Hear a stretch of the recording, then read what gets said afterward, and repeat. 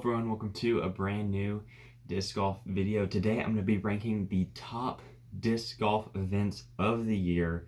I've got every single disc golf event that was played this year. I've got Pro Tours, National Tours, Silver Series events, and Majors. And I'm going to be ranking them from S tier being the best event and F tier being a very, very bad event. We're going to rank them from the best to the worst in this video. Let's go ahead and get into it. All right, so I'm just going to go ahead and start off with the first event of the year pretty much, which is the Las Vegas Challenge. This event is played every year, and it tends to be the beginning of the season. So the Las Vegas Challenge is always a solid event. Eagle McMahon won this year, and it's always fun to see everyone come off of the entire off season and get back into disc golf. And so this Las Vegas Challenge, it's not, the best event in the world, but it's not bad by any means. I think it's, encompasses a lot of the excitement that we all feel that disc golf season's starting back. I'm going to put it at a B tier. It's a solid event. It's not like one of the better events of the year, but it's by no means a bad event at all. I say the Las Vegas Challenge, is a pretty solid event, so I'm going to put it at a B tier. Next is the Waco Annual Charity Open. I don't know about you guys, but I love watching Waco every year. Seems like there's always exciting finishes. In 2020, Waco was the event that got cut short before COVID. 2021, we had a really exciting ending. Nico ended up winning over Kale Lavisco. He had like two older guys ended up competing for the win at this one. Waco, tends to always have some variable that makes it interesting. Either it's the wind or, the conditions. It may be rainy. Whatever it is, Waco is always exciting to watch for me personally. And so I think Waco this year especially was one of the better events.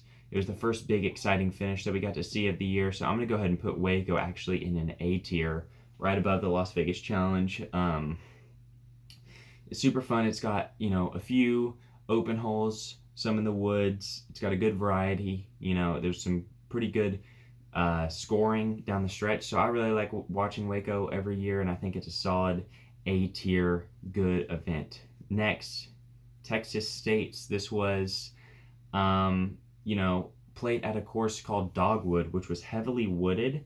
And Ricky Wysocki ended up winning Texas States. He pretty much dominates in the state of Texas.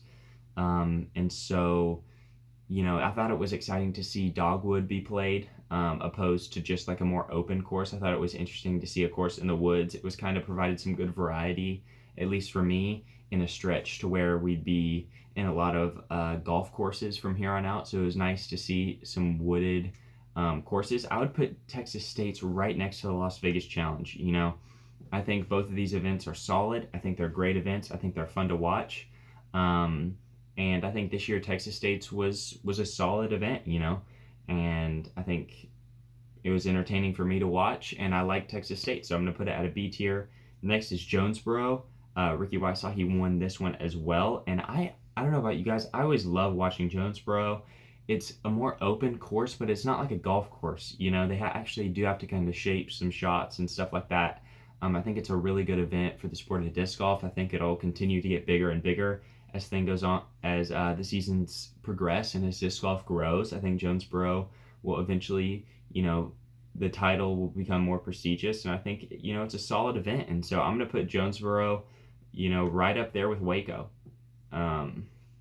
I think both of those courses provide a lot of score separation and a variety of shots, and I think that, they're just, the level of competition at Jonesborough and Waco is just a little bit above Las Vegas Challenge and Texas State's, and I really like both of those events, and I like watching them. All right, next is the Dynamic Discs Open, and this one is in Emporia, Kansas, right by the warehouse for Dynamic Discs. I really love watching this event. This time it was actually played on two different courses. It wasn't just the Emporia Country Club, but it was played on another course as well, which I personally liked. It provided a variety of shots, and although this is like an open course with lots of wind, it did provide some good coverage to watch. And Dynamic Discs Open is solid. I put it right there with Texas State's and the Las Vegas Challenge. I think it's right on that level of competition. I think that the event is a good thing to have each and every year. I think that you can see a lot of spectators at the event. There's a lot of open space for filming and things like that. I think both of the courses film really, really well at the Dynamic Discs Open. I really like, there's some iconic holes out there. There's that shot over the water and things like that, and the course just keeps on getting nicer and nicer. So eventually, I think that the DDO could eventually reach maybe an A-tier event, but right now I think it's a solid event, and I think that they should keep having it each year, and I think a lot of people enjoyed it. Next is the OTB Open. Now, this was a new course on a new golf course, a pretty much new event to everybody, and I think that it was a success. I think that the OTB Open was a success. I think that the players liked the course a lot, at least from what I gained from watching, and I think that everyone tended to enjoy watching the OTB Open, and I think it could be one of the more competitive events next year and the years following. But as for right now, I think I'm going to have to put the OTB Open at a B tier. It's a solid event, and I think that it's got a lot of room for improvement. I think that the course design could eventually reach a more elite level because it was kind of more of a basic design.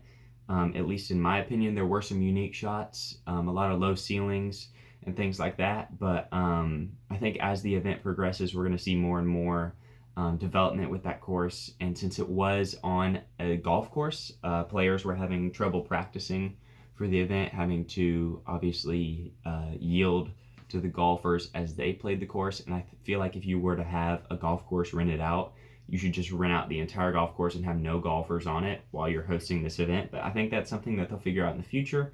And so for now, I'll put the OTB Open at a B tier, but as time goes on, I think we'll be able to see it climb the ranks. Next, Masters Cup, Santa Cruz.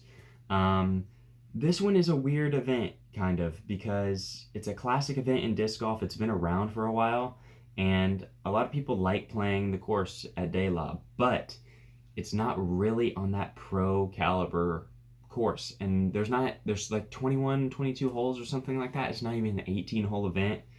Now, it was exciting to watch. I enjoyed watching, players throw these tricky shots in the woods and things like that, but I don't know if it's on that pro caliber course. I really don't think it's that pro caliber. People were really shredding the course, and there wasn't too much of fairness in the course. The 2-meter rule is prevalent out there, and so you got to see a lot of that in play. So this is going to actually be my first C-tier event, was the Santa Cruz Masters Cup. I thought it was good to watch. I thought it provided a good change in pace from the golf courses, but I don't think it's a pro caliber course. I think it's a fantastic disc golf course.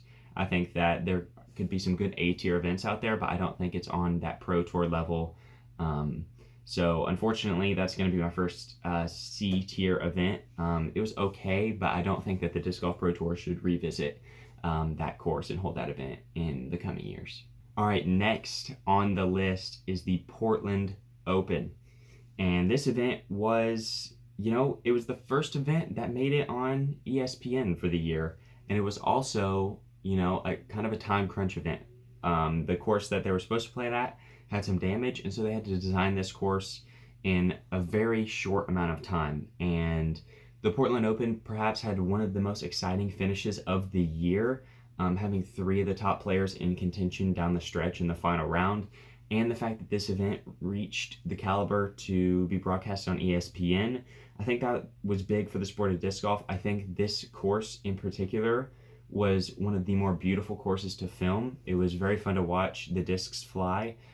But the one downside to this event was the fact that it was on another golf course. And at this point, we had already played a lot of events on golf courses, and the players didn't really want it to be on a golf course. They were expecting it to be on another course. But I think for, the time constraints that were had and overall what the Disc Golf Pro Tour was able to capture with the Portland Open puts it at an A-tier event.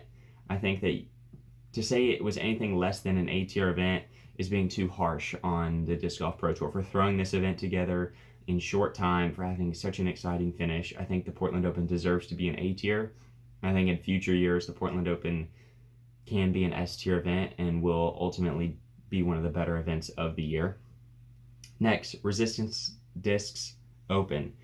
You know, this event kind of flew under the radar as I was looking back over the events. Adam Hammis was able to take this one down, but ultimately this was one of those events that it didn't really feel prestigious. It didn't feel like it had the same feeling as some other big events of the year. Obviously, it wasn't a Pro Tour event, but at the same time, you know, there were some bigger names there, and it just didn't feel like a big event. And unfortunately, I'm going to go ahead and put the Resistance Discs Open along with the Masters Cup. You know, I think that the course that they played it on could potentially still be used for a pro caliber event. You know, as they make a few changes, I think there were more holes at the Resistance Disc Open that were more championship caliber than at the Santa Cruz Masters Cup. But overall, I think that, you know, it's not on the same level as some of these other events. It wasn't a terrible event. It was rainy throughout the whole event, and there were some T-pad issues, but overall, it wasn't an F-tier event. You know, there was still a lot of good that came out of the Resistance Discs Open, and I do think that with some proper changes, you could still see it, you know, potentially be an event in the future. Next, the Pdga Pro World Championships.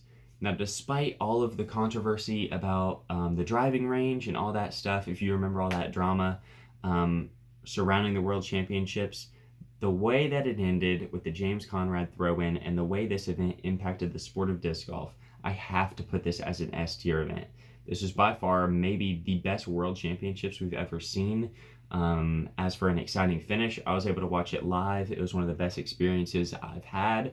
And just the excitement and how everyone was just so in shock after what happened at this event, I feel like it has to be in an S tier. You know, you had a great FPO finish, you had a great MPO finish, although the event was not necessarily run as smoothly as a lot of people would have liked.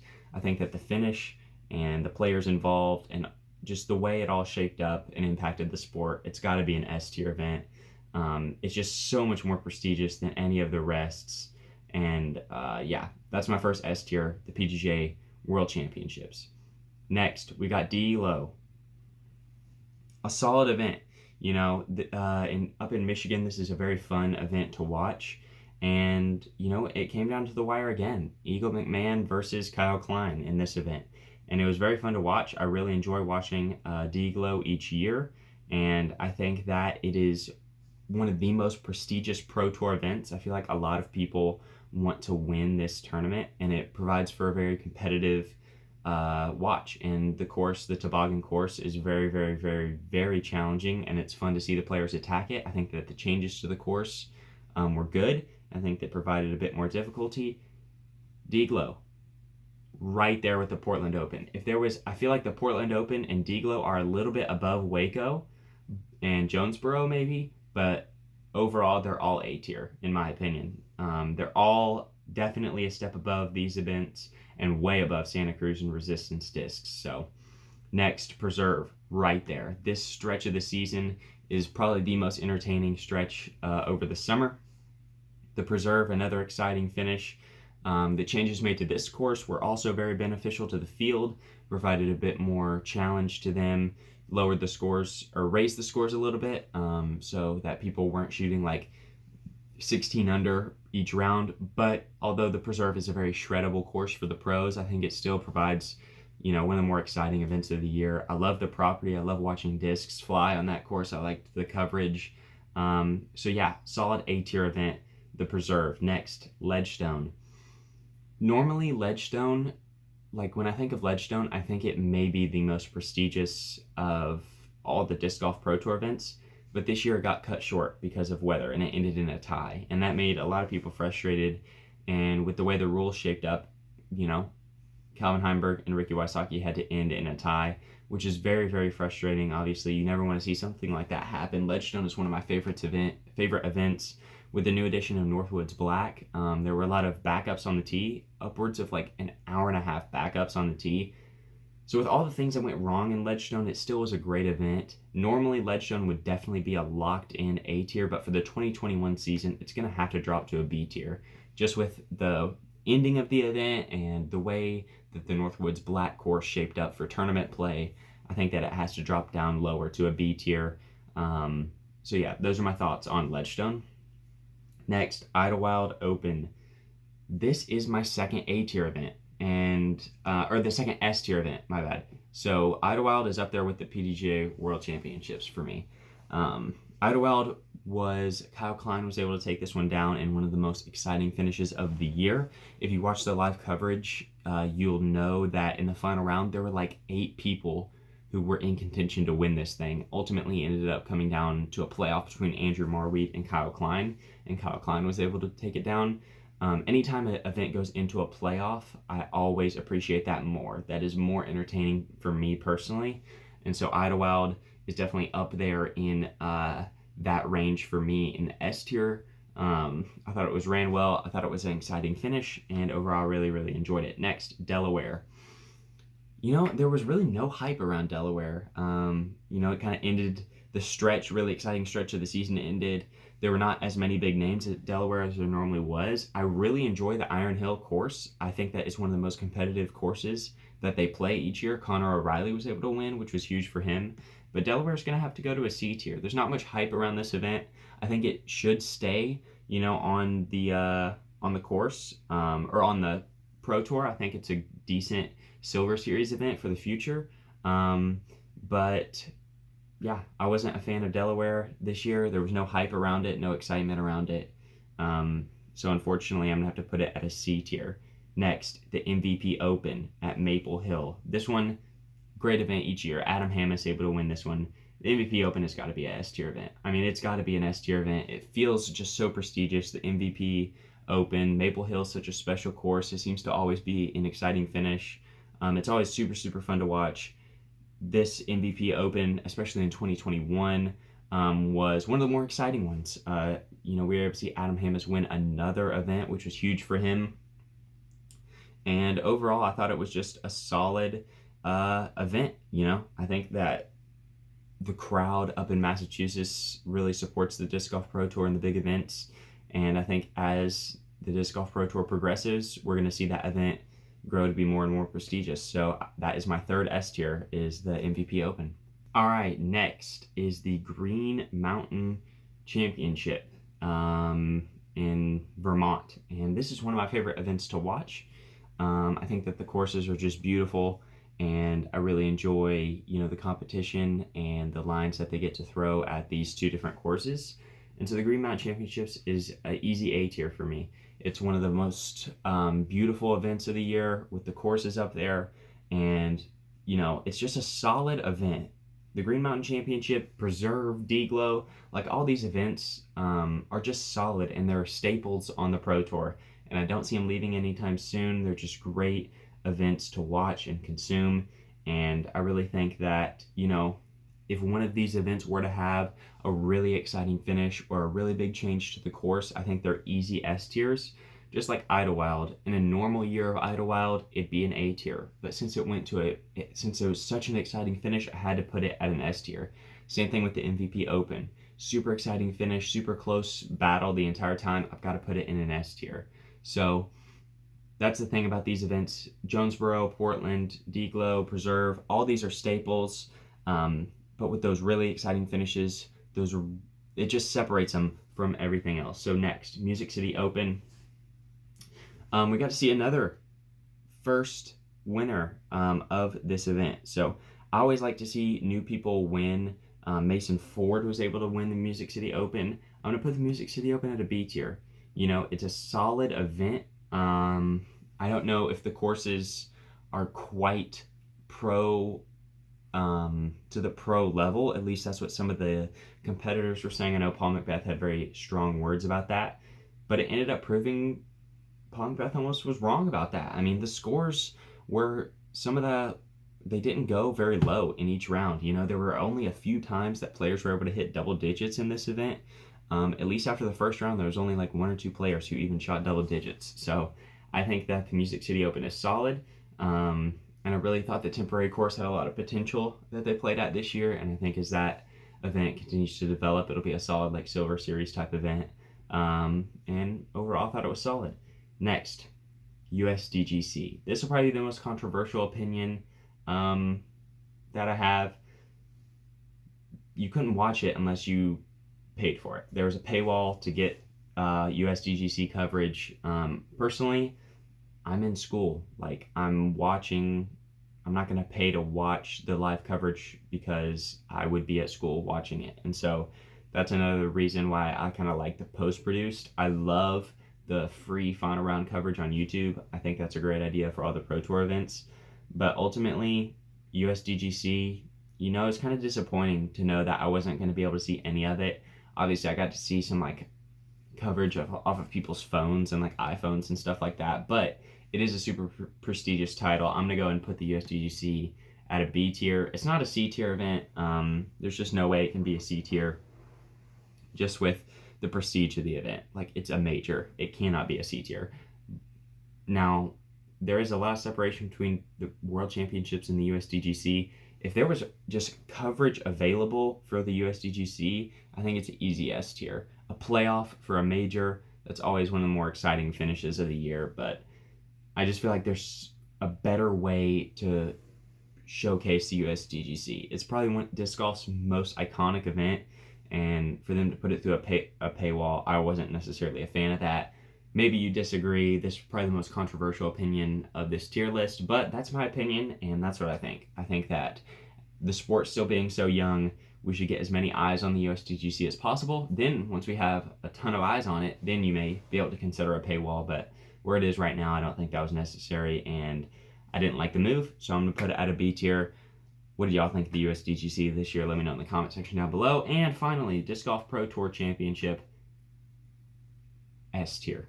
It's got to be S tier. Come on, guys. I mean, this event, one of my favorites of the year. I love the bracket play style. I love the way that there are 4 people competing. The hot round wins. I love that. I love how cutthroat it is. I like the seeding. I like how it takes into account the entire disc golf season. You accumulate points, and if you show up to the Silver Series and play them, that benefits you later on. I like how all of that works. I like the advantage that even if you get a lower seed, you get to play 2-3 rounds in the event. Whereas if you get a top seed, you only get to play 2 rounds, and that can technically throw you off a little bit. I love the way it ended. Nathan Queen being a winner, getting the largest check for a victory in disc golf history. I thought that was very historic for the sport. And yeah, that's going to be my final S tier, and that wraps up the season. This is what it looks like for me personally. No F tier events. I don't think anything was a super bad. Now you could definitely argue that one of these C tier events could be in the F tier, but I personally don't think each one was that bad. I mean, for an F tier, it'd have to be just an all-out disaster for it to end up there. But C tier events are basically, I don't even know what their future is going to look like on the Disc Golf Pro Tour. I don't know if these are still going to remain as competitive tournaments. B tier, solid tournaments. We're going to continue to have them. They're solid. They have room to improve. They're not bad. They're not great, but they're solid, and we should continue to have them. A tier, great events. Love the A tiers. Staples in disc golf. Something that we're always going to have. They can improve. They're some of the better events of the season. S tier, legendary events of the year. Events that I'm not going to forget anytime soon. Events that stood out to me throughout the year. That's my S tier. Did I make any mistakes? Do you agree with this tier list? Let me know in the comment section down below. I'd say some of the most controversial ones on here are probably USDGC, Ledgestone maybe, Portland Open maybe. Let me know. What do y'all think in the comment section down below. That is it for this video. Leave a like, subscribe to the channel. And yeah, that is it. I'll see you guys in the next one.